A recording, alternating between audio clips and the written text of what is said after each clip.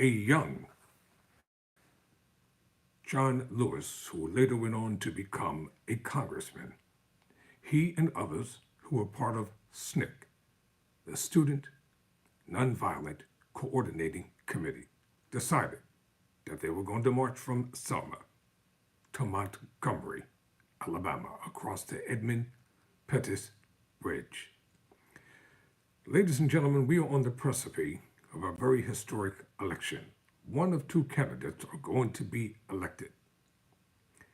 Former President Donald J. Trump is vying for a third term at the presidency of this nation. His vision of America is contrastly different from that of Vice President Kamala Harris. President Trump, or former President Trump, wants us to go back to a time that no longer exists. Early on in the election, he and others, they were continuously badgering President Joe Biden about his age, about his lack of mental acuity, about the apparent dementia. Now, whose age is at hand? Trump will be 79 years of age soon. He's not as sharp as he once was. It is very evident. He cannot hold sentences the way that he used to. He doesn't think clearly, and he's not objectionable with his thoughts. He is now the old man in the race. Do we want an old relic from the past who wants Jim Crow reinforced? Apparently a new form of slavery reinforced, segregation reinforced, usurping the Constitution for a dictatorial reign. Was it he who told the evangelicals that they will only have to vote just this once in this election, and they will never have to vote again? Or do we want the vision of Vice President Kamala Harris, one that is moving America forward? It includes diversity and inclusion, and embracing for all individuals, regardless of who they are, where they come from. And mind you, America is a nation of immigrants. The Trumps were immigrants. They came from Germany. I'll talk about that in a different video with an extensive profile. But for now, tonight, I'm going to talk about John Lewis, former Congressman John Lewis, who passed away. And he is recounting what it was like during that time when he and others were embarking on a very historic moment. And I don't think he even realized the importance of what was taking place during that time. Let's go back in time. Oops, my bad. There was so much hope, so much optimism after the March on Washington. When people left, as Dr. King suggested, we went back home, back to the heart of the Deep South. So many of us went into the state of Mississippi. We went into Alabama. We went to Selma. In Selma, only 2.1% of African American were registered to vote. The only time you could even attempt to register to vote was the first and third Mondays of each month. You had to stand in line, get a copy of the so-called literacy test. And hundreds and thousands of people would fail the so-called literacy test. They were told they could not read or write well enough. African American lawyers, doctors, teachers. So we started a series of demonstrations, standing in line at the courthouse. One evening, there was a demonstration for the right to vote. Nearby, Selma, a confrontation occurred, and a young man tried to protect his mother. He was shot in the stomach, and a few days later, he died at a local hospital in Selma. We made a decision to attempt to march from Selma to Montgomery, to dramatize to the nation and to the world that people of color wanted to register to vote. We started walking. I was one of the leaders of that effort. I was wearing a backpack before it became fashionable to wear backpacks. In his backpack, I had 2 books. I thought we were going to be arrested and that we were going to go to jail, so I wanted to have something to read in jail. I wanted to have something to eat in that backpack. I had an apple and I had an orange. Since I thought we were going to be arrested and go to jail, and I'd be in jail with my friends, my colleagues, and neighbors, I wanted to be able to brush my teeth. I had toothpaste and toothbrush. We get to the highest point on the Edmund Pettus Bridge. Down below, we saw a sea of blue, Alabama State Troopers. And we continued to walk. We came within hearing distance of the state troopers. And a man spoke up and said, "I'm Major John Cloud of the Alabama State Troopers. This is an unlawful march. It would not be allowed to continue. I give you 3 minutes to disperse and return to your homes or to your church." And a young man walking beside me by the name of Jose William from Dr. King's organization said, "Major, give us a moment to kneel and pray before we can pass word back for people to kneel and pray." The major said, "Troopers advance." And you saw these men putting on their gas masks. They came toward us, beating us with nightsticks, tramping us with horses, and releasing the tear gas. I was hit in the head by a state trooper with a nightstick. My legs went from under me.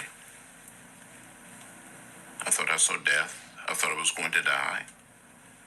I thought it was the last nonviolent protest for me.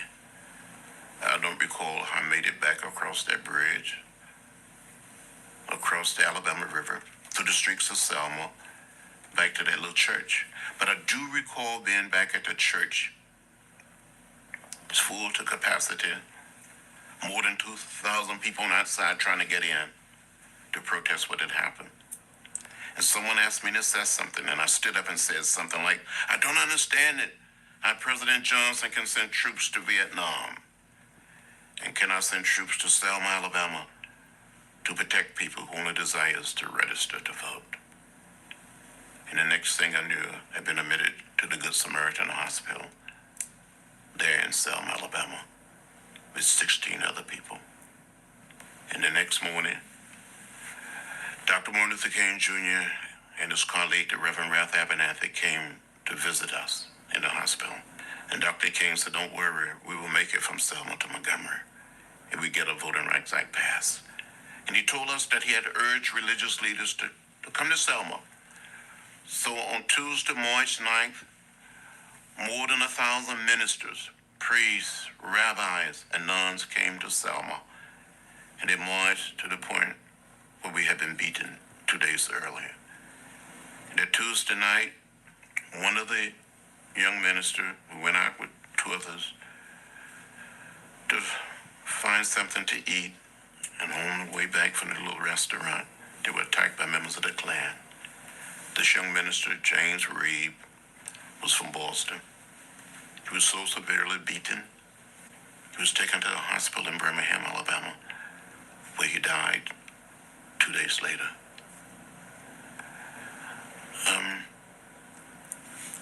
Selma gave us the Voting Rights Act the way Birmingham gave us the Civil Rights Act, and the March on Washington gave us the Civil Rights Act. If it hadn't been for Selma, hadn't been for the March on Washington, we wouldn't be where we are today. And there would be no Barack Obama as President of the United States of America. These are stipulated facts.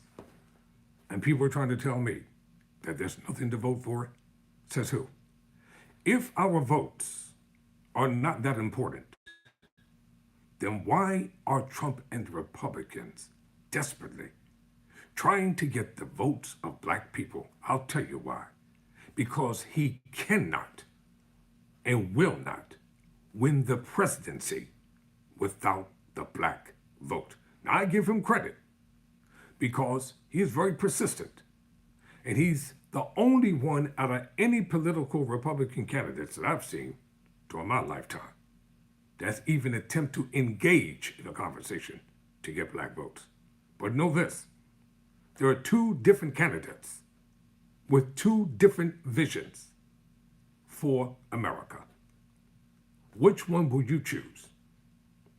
For black people in this nation, the right to vote costs the blood of martyrs. It costs the blood of demonstrators and marchers for you to idly sit by and say, there's nothing to vote for. How would you feel if they made you take a literacy test in this day and age? How would you feel if they put all the marbles inside a jar and asked you to count how many are in there? Because that's what they did back then. How would you feel if the Klan was coming up to your home and burning it down in the middle of the night with you and your children on the inside of it? That's what happened during that time. And if you sit back and idly do nothing, except be concerned about things that only matter to you, and don't give a damn about what's going on with today and what could happen to your sons and your daughters, and you better listen to me. I'm a criminal justice major, and I know what it is to be a part of the prison, the industrial prison complex. I know what it is to be framed and set up and sent to prison. And that's one reason why I'm vigorously studying hard to become an attorney and fight for those and advocate for those who cannot fight and advocate for themselves. And you all can sit back and you can laugh and you can think this is a joke, but I may have to represent you or somebody in your family one of these days. Think about it. What type of legacy do you want to leave behind? One of being a coward or one of being courageous? Vice President Kamala Harris has already made history by being the first woman and the first black woman to ascend to the office of the vice presidency of the United States of America. And she is on the precipice of coming the first woman and the first African American biracial woman to become president of this nation. And don't think it's not plausible and possible, because it is. They said a former President Barack Obama could not win, and he won twice. What will you do on election day? The choice is yours. You can vote for an old relic from the past, or you can vote for someone who has the future at heart. Never surrender, never quit.